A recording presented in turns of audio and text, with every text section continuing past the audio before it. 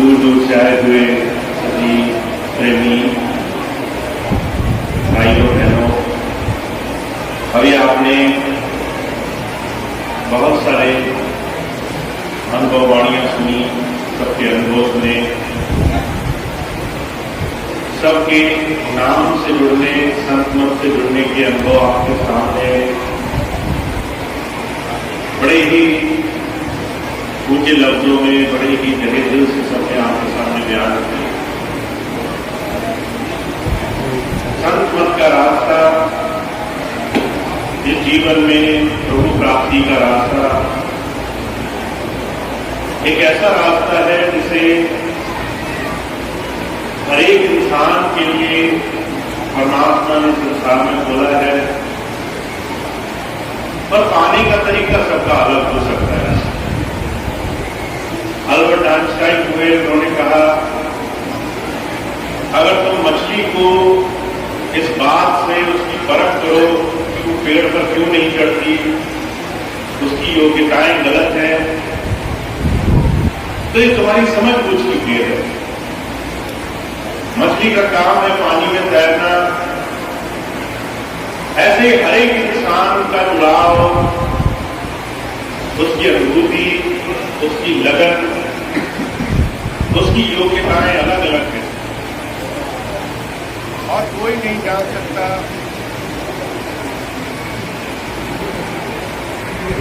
कोई इस बात को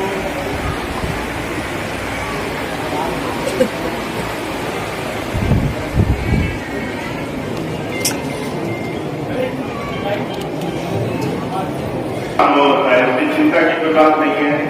ये बिजली आ रही है, जा रही है। मैं आपसे कह रहा था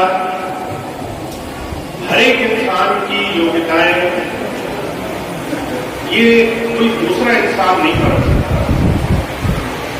कई बार लोग सारा जीवन गुजार देते, अपने आप को ही नहीं समझ पाते।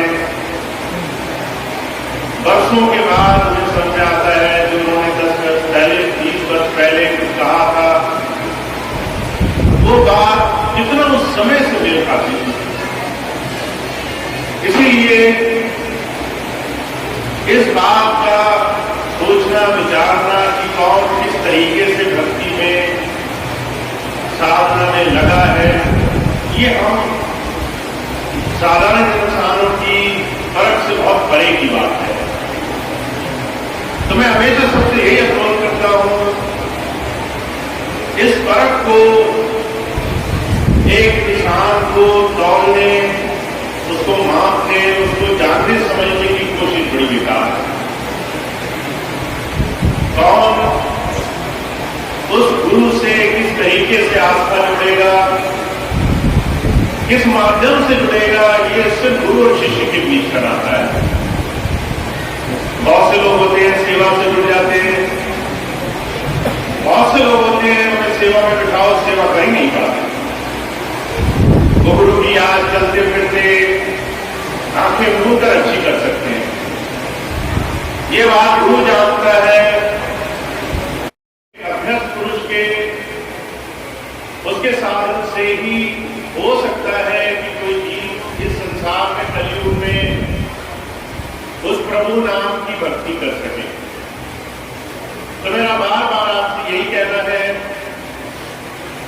हमारा जुड़ाव, जो भी तरीका हमें अंतर से प्रेरणा देता हो, उस जुड़ाव से हमें जुड़ने की कोशिश करनी चाहिए।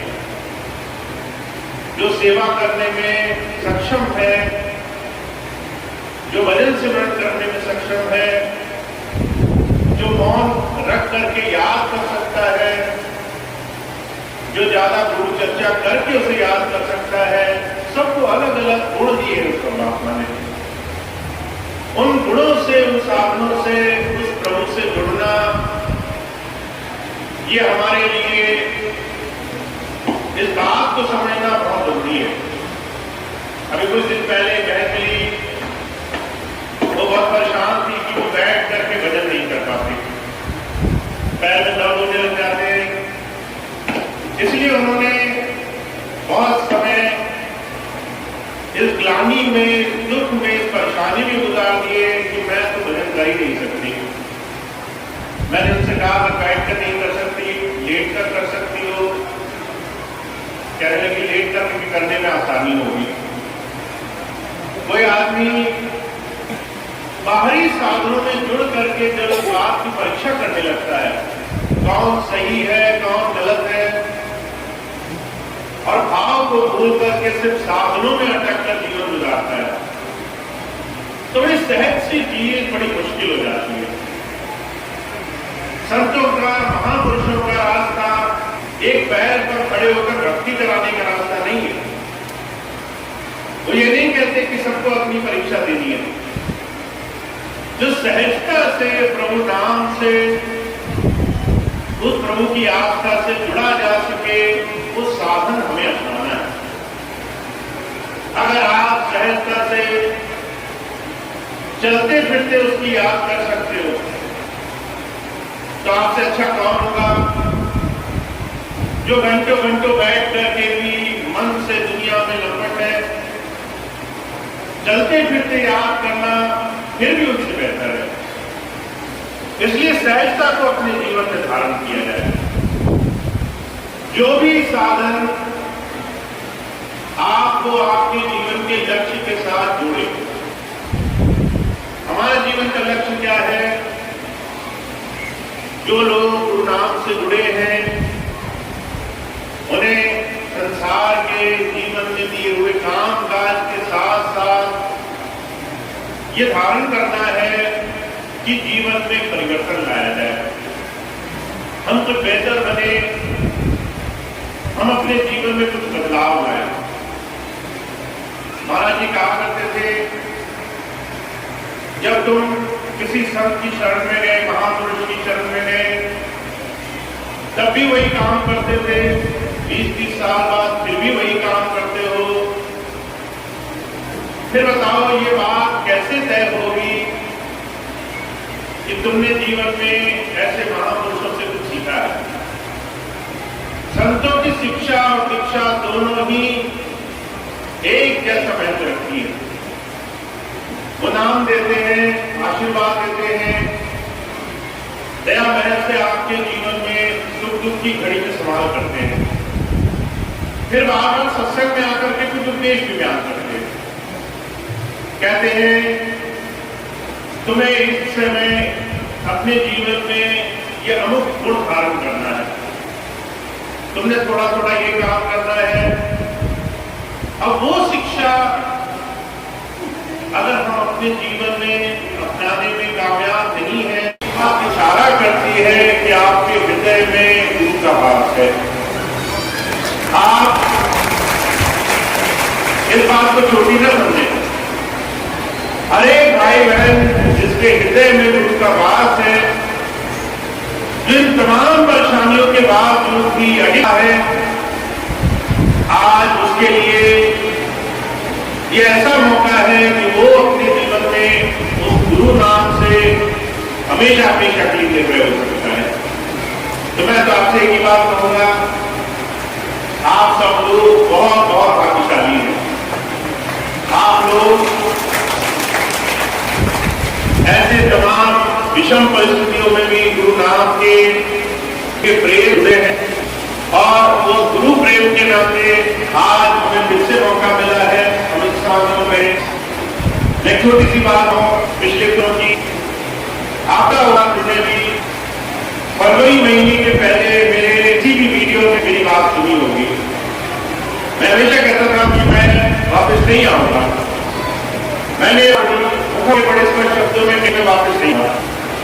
मंच के महीने कुछ घटना हुई, कुछ ऐसी बातें मेरे सामने आई, और कई तमाम चीजें इस तरीके से बनी कि मैंने उस एक महीने अंदर ऐसे निर्णय 15 आपकी में पहुंच गया।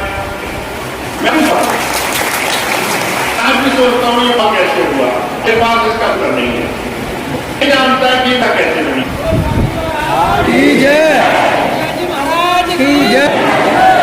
और आपके बीच में कहाँ इस वक्त मौजूद हो, आप इन पिछले 10 वर्ष गुरु प्रेम से जुड़े रहना मेरे लिए बात का सबूत है। कि गुरु आपके हृदय में बात करते हैं, वो आपसे जुड़ा है, आप पर आपके संग है, आपको आप पर भरोसा बनाना है।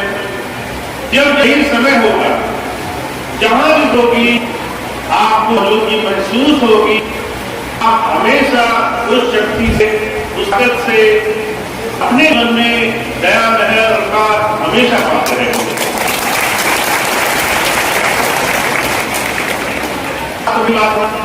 दौर है, तबलीग की बात हो रही थी। जब मैं 15 अप्रैल को आया तो एक दिन का प्रोग्राम था, बहुत से लोगों ने कहा एक दिन के लिए आए हैं, अब चले जाएंगे।